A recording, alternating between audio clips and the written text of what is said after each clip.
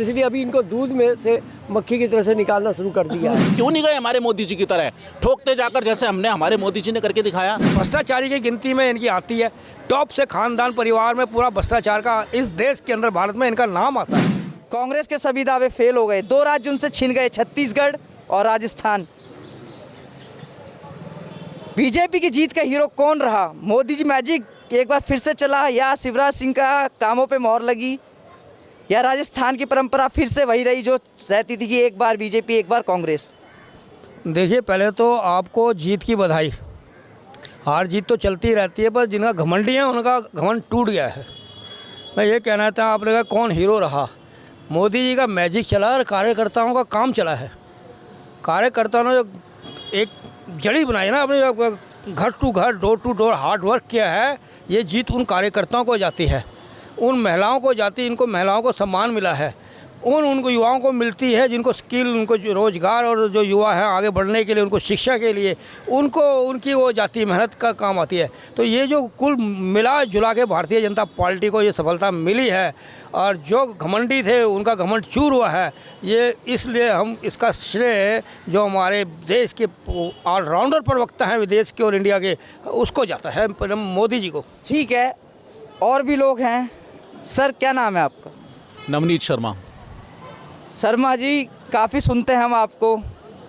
बजरंगबली का गदा काम कर गया इस बार फिर से?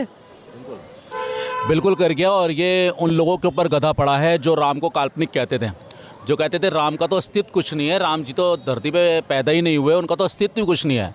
जो कांग्रेस पार्टी ने गलती दोहराई पिछले चुनावों में, पिछले 70-65 साल से जिस एजेंडे के तहत वो काम करती आई है, वो 300 से 3 तक आ गई और 300 कैसे नीचे 0 तक आ गई है। ये इनके कर्मों का फल इनको जनता ने दिया है। इसमें किसी बीजेपी का या बीजेपी कार्यकर्ता का वो नहीं है। आपने जो बोया है वो ही आप काट रहे हो। आपने राम को काल्पनिक कहा, आपने कहा कर्नाटक में हमारी सरकार बनेगी तो बजरंग दल को बैन करेंगे। आप जितने हिंदू विरोधी लोगों को अपने साथ जोड़ करके राजनीति को आगे बढ़ाने का काम कर रहे थे, जनता ने आपको उतना ही दूर फेंका है। आपने जितनी कीचड़ मारी बीजेपी पे, उस कीचड़ में ही कमल खिला है। ये जीत उन सच्चे देशभक्त, राष्ट्रभक्त जो सनातन संस्कृति का बखान करके एक सनातन संस्कृति के साथ साथ हर धर्म का सम्मान करके आगे बढ़ने की राजनीति पर विश्वास करते हैं, ये जीत उन सभी लोगों की है। ये जीत उन सभी लोगों की है। कुछ और लोग भी हैं। सर, क्या नाम है आपका? भारद्वाज। बीजेपी जीत गई है 3 राज्य। जीत नहीं कहेंगे, प्रचंड जीत कहेंगे। कांग्रेस ने अपने 3 में से 2 राज्य अपने गंवाए, राजस्थान, छत्तीसगढ़। हालांकि ऐसा एग्जिट पोल भी सारे फेल हुए। क्या ये सेमीफाइनल के तौर पे सच में ही सेमीफाइनल था? जैसे ये सेमीफाइनल है, ये बिल्कुल आने वाले टाइम का भी पता लग गया है ना लोगों को भी, क्योंकि एक इन्होंने कार्ड खेला सनातन धर्म के अंगेंस्ट में भी खेला, राम मंदिर के अंगेंस्ट में भी खेला, तो ये चीज़ सबको पब्लिक को समझ गई थी। आज की पब्लिक जो है, एक हिंदू को ये मिटाने की चक्कर में ज़्यादा रहे हम लोगों के, तो ये आज इनको जो सनातन का मामला था, इनको ये ले डूबा।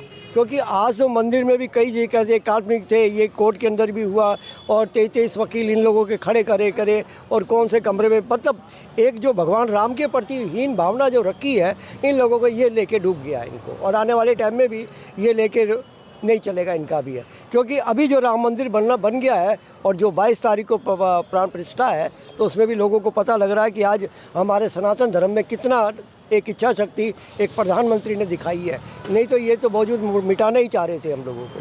तो ये चीज़ हम कहेंगे इस बारे में।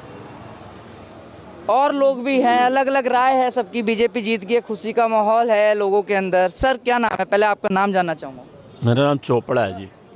जैसा कि हम हर बार देखते हैं, विपक्ष का एक रोना होता है कि ईवीएम में गड़बड़ी है। इसको लेकर कल नारेबाजी भी हुई। कांग्रेस दफ्तर में मैं मौजूद था, उसके बाहर नारेबाजी कर रहे थे कि ईवीएम में गड़बड़ी है, बैलेट पेपर से वोट कराया जाए। अगर वही ईवीएम से कांग्रेस जीतती है और बीजेपी उसी ईवीएम से फिर जीत जाती है, तो ईवीएम कैसे ख़राब हो जाती है? ईवीएम देखो ऐसा है, इससे पहले आपने देखा होगा कर्नाटका में भी इलेक्शन हुए हैं, हिमाचल प्रदेश में भी हुआ, तो उस टाइम यहाँ पर कांग्रेस जीती है, ठीक है। तो उन्होंने तो कभी इलेक्शन उस टाइम उन्होंने क्यों नहीं सवाल उठाया? वहाँ ईवीएम हैक नहीं होती, सिर्फ बीजेपी जीतती है जहाँ पर उसी स्टेट में इनको ईवीएम से क्या प्रॉब्लम होती है, मुझे ये बताओ। इसका मतलब ये है कि इनको जो है, इनको अपनी हार जो है पसंद नहीं है। हार जो होती है ना, डिग्निफाइड वे में एक्सेप्ट करनी चाहिए। ये अपना हार जो है एक्सेप्ट नहीं कर रहे।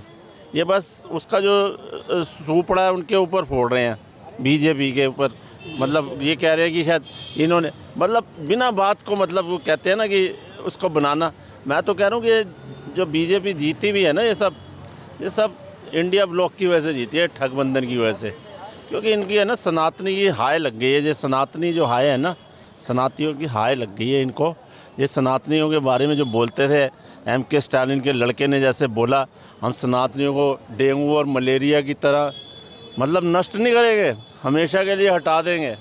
इस तरह का एक प्रमोद आचार्य है इनका, कांग्रेस, वो भी बोलता था, ठीक है। और इनका जो एक एलाइड पार्टी है समाजवादी पार्टी, उसका मौर्य उसने भी बड़ा कुछ बोला रामचरितमानस के ऊपर, ठीक है।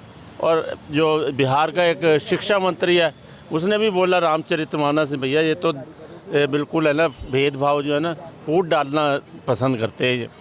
तो इसी तरह मतलब हम तो कह रहे हैं, हम अपने कामों की वजह से तो चलो नहीं जीते, हम तो सिर्फ हमें तो इंडिया ब्लॉक ने जितवाया। इंडिया ब्लॉक का हम जो है आभार दिल से धन्यवाद करते हैं। ऐसे वो करते रहें और हम जीतते रहेंगे। 2024 में भी जीतेंगे, प्रचंड बहुमत से जीतेंगे। पहले 286 सीटें हैं शायद बीजेपी की, 303 NDA की है, और अब 400 के पार जाएंगे। 400 के पार जाएंगे, अलग अलग राय है। सर क्या नाम है आपका? नरेंद्र जैन। नरेंद्र जी, आपने देखा होगा कल 3 राज्यों के चुनावों के नतीजे आ गए। बीजेपी की जीत का और कांग्रेस की हार का 2 ही वजह हो सकती है, एक जीत की वजह, एक हार की वजह। क्या रही कांग्रेस की हार और जीत बीजेपी की जीत की? देखिए, कांग्रेस की हार तो इसलिए हुई कि कांग्रेस ने आज तक 9 साल के अंदर मतलब 9.5 साल हो रहे हैं, 10 साल हो जाएंगे, 6 महीने बाद लोकसभा के इलेक्शन होने हैं।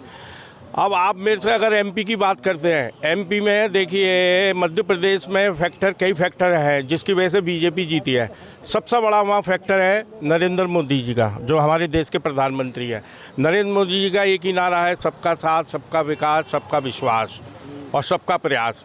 वो हिंदू, मुस्लिम, सिख, ईसाई नहीं करते हैं, और ना उन्होंने आज तक किया है। 9.5 साल हो गए उनको आज प्रधानमंत्री बने हुए।